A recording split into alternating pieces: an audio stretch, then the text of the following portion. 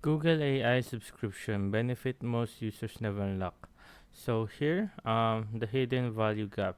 Most users treat Google subscription like a basic chatbot, ignoring the integrated ecosystem built for real work.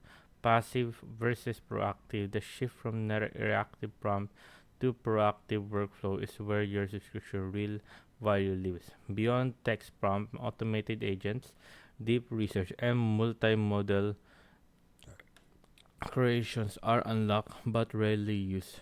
Underutilized potential, your current tier likely offer far more than your access today. So beyond the chat, the unlock power of Google AI Pro, Gemini Code Assist, high quota coding tasks with local environment integration far beyond basic autocomplete, deep search in AI mode, bypass surface level research, execute complex source package, research report in minutes, Google Flow and Gemini Omni. And the Pro tier advantage, scaling your output, Project Jenny and Mariner Advantage agent that manage autonomous tasks across your editor and browser.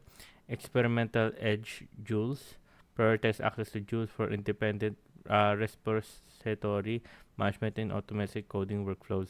And Resource Mastery, high usage limits for image generation, video remixing, and data-heavy analysis that free tier users simply cannot access.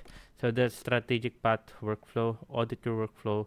If you're not using deep search, code assist, or Google Home Premium bundles, you are leaving value on the table. Stop paying for ideal potential. Either commit to the advanced AI agent workflow or consider downgrading to a standard Google One storage plan.